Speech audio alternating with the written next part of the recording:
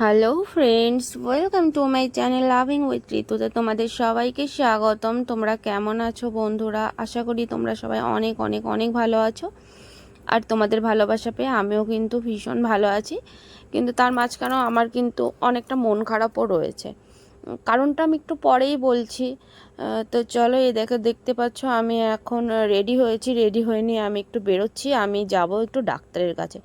কয়েকদিন ধরে আমার দাঁতে প্রচুর সমস্যা হচ্ছে, মানে যে আক্কেলমারি যে দাঁতগুলো ওঠে, এইগুলো মানুষ 1 বছর 2 বছর শুনেছি সহ্য করা যায়। আমার দীর্ঘ 3-4 বছর হয়ে গেল, তাও এটা ঠিক হচ্ছে না। তো মা বললো চল একবার ডাক্তার দেখিয়ে আসি, তোর হঠাৎ এরকম কেন হচ্ছে একটু দেখে আসি। আজকে কয়দিন ধরে বেশ একটু শরীরটা অসুস্থই রয়েছে, মানে বিশেষ করে দাঁতের জন্য আর কি। এত যন্ত্রণা করছে, কোনো খাবার আমি খেতে পাচ্ছি না। তো তাই আজকে ডাক্তারের কাছে চলে যাচ্ছিলাম। যে অ্যাকচুয়ালি ওটা অনেক সময় হয় না, আমাদের যখন আমাদের দুধের দাঁত পড়ে গিয়ে নতুন করে দাঁত ওঠে, তখন অনেক সময় উঠতে চায় না। তো ছোটোবেলায় তো দেখতাম, আমার ক্ষেত্রে খুবই হতো। তো তখন আমার মাসি, আমার দিদা কী করতো, যে ধান আছে, যে ধান দিয়ে ওই মাড়িটাকে একটু ছাড়িয়ে দিত। তারপরে দেখতাম যে আস্তে আস্তে দাঁতগুলো বেশ বেরোতে শুরু করে দিয়েছে। তো আমার দিদা বললো, যেহেতু এটা আমার ছোটোবেলাকার রোগ, তো এখন তার ধান দিয়ে হবে না, যেহেতু একদম ভেতরের মাড়ির দাঁত উঠছে, তো ডাক্তারের কাছে যাওয়া ছাড়া আর কোনো গতি ছিল না।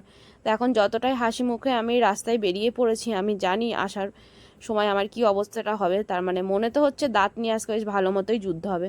তো এই দেখো, রেডি হয়ে নিয়ে আমি বেরিয়ে পড়েছিলাম।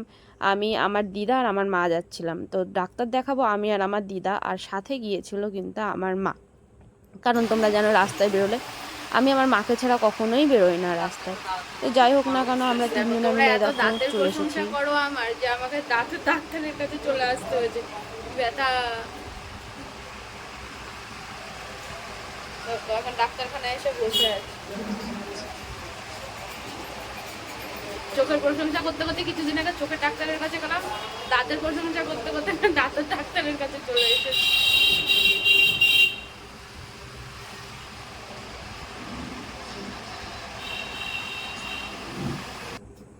তো এই যে চেম্বারের ভেতরে ঢুকে গিয়েছি, আর এই যে ডাক্তারবাবু রয়েছেন, তো ওনাকে আমি যেখানে বলছিলাম উনি এক্স্যাক্ট বুঝতে পারছিল না। তা আমি বললাম যে কোন সাইডটা, আমি একদম দেখেছি, আর এটা 2 সাইডের প্রবলেম আছে। তো একদম সাইডে উনি আমাকে জিজ্ঞাসা করছিল অ্যাকচুয়ালি আমার সমস্যাটা কী হয়েছে। তো আমি ওনাকে বললাম। তো উনি খুব ভালো করে দেখার চেষ্টা করছিল, কারণ ওটা একদম শেষে, আর এত ক্ষুদ্র একটা সাদা দাঁত মতো বেরিয়েছে। তো মানে একটা খুব বাজে অবস্থায় রয়েছে। তো আমাকে উনিও বললো যে ওখানে যে একটা মাংস মতো দেখা যাচ্ছে, ওটাকে একটুখানি ছাড়িয়ে দিতে হবে। তো ওটার জন্য 2 দিনের কি একটা ট্রিটমেন্ট আছে, সেটা করাতে হবে।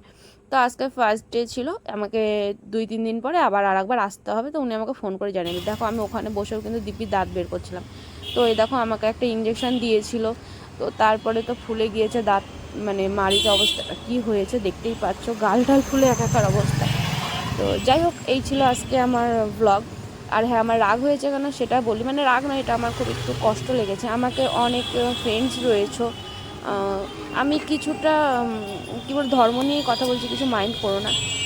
কিছু মুসলিম ফ্রেন্ডস রয়েছে যারা খুবই ভালো, আমাকে সবসময় ভালো কমেন্ট করো, ভালো ভিডিও দেখো।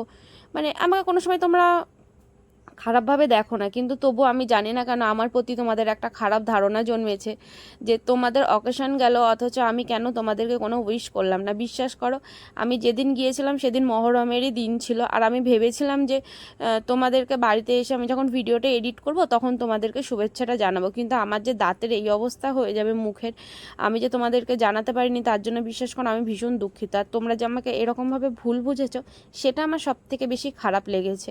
তো যাই হোক না কেন, আজকে যেহেতু ভিডিওটা আমি এডিট করতে বসেছি আজকে প্রায় 2-3 দিন পরে, তো এখনই আমি তোমাদেরকে মহরমের অনেক অনেক অনেক শুভেচ্ছা জানাচ্ছি। তো দেখো, আমি সত্যিই হিন্দু মুসলিম এই সমস্ত কিছু বুঝি না, আমি একটাই ধর্ম বুঝি, সেটা হচ্ছে মানুষ। আর হ্যাঁ, ধর্ম তো প্রত্যেকের কাছে, কিন্তু আমরা মানুষটা তো পুরোটাই আলাদা, তাই না? তো যাই হোক না কেন, এটা আমাদের রাজবাড়ির সামনে। দেখো যে তোমাদের মহরমে যে কী বলে, পদযাত্রা না শোভাযাত্রা বলে, এইগুলো বেরিয়েছিল, আমরা কিন্তু আস্তে আস্তে দেখেছি 3-4 পাড়া থেকে বেরিয়েছিল। তো এটাই হচ্ছে আমাদের কৃষ্ণনগর, সমস্ত রকম ধর্ম এখানে সেলিব্রেট করা হয়। তো আমরাও ছোটো থেকে এইগুলো দেখেই বড় হয়েছি। তো আমাদের কাছে প্রত্যেকটা অকেশন সমান, আমাদের কাছে যেমন দুর্গাপুজো তেমনই মহরম।